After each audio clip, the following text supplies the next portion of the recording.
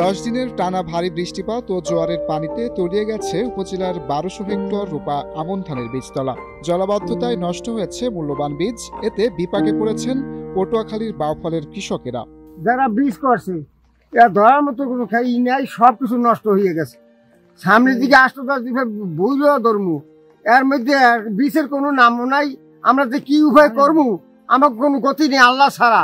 প্রায় 2 সপ্তাহ পর বৃষ্টি, বৃষ্টি ক্ষান্ত দেয় না, বৃষ্টিটা ক্ষান্ত দেবে আর পানি নামার কোনো কায়দাও নাই। দীর্ঘস্থায়ী জলবদ্ধতার কারণে আমন ধানের চারা পচে গেছে।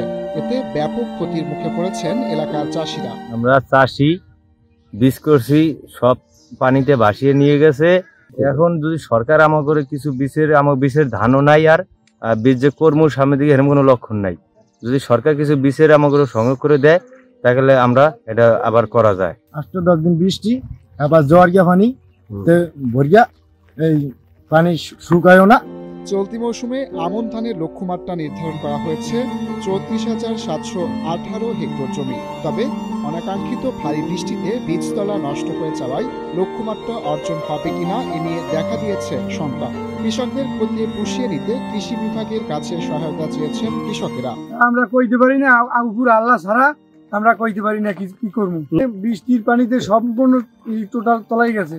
আমার ঘরের ভিতরেও পানি আডুমান। সরকার যদি কিছু করে, সরকারের কাছে আমাকে এডুই দাবি। এই অবস্থায় বীজতলা পানি নিষ্কাশনে কৃষকদের পরামর্শ দিচ্ছে উপজেলা কৃষি বিভাগ। ক্ষতিগ্রস্ত কৃষকদের সহায়তার আশ্বাসও দিলেন উপজেলা কৃষি কর্মকর্তা।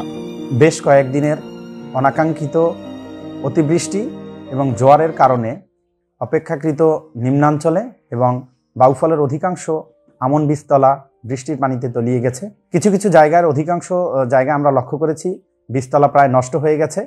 কৃষকদেরকে আবার নতুন করে বীজতলা করতে হচ্ছে। বর্ষার পানি নেমে গেলে ক্ষতি নিরূপণ করে আমরা ঊর্ধ্বতন কর্তৃপক্ষকে, কৃষকদেরকে সহযোগিতা করার জন্য আমরা ঊর্ধ্বতন কর্তৃপক্ষকে জানাবো এবং কৃষকদের কাছে, নিজেদের কাছে যে বীজ রয়েছে আমরা বৃষ্টির পানি নেমে গেলে আবার নতুন করে তাদেরকে বীজতলা করার জন্য পরামর্শ দিয়েছি। জলাবদ্ধতায় ধানের পাশাপাশি মৌসুমী সবজিরও ব্যাপক ক্ষয়ক্ষতি হয়েছে।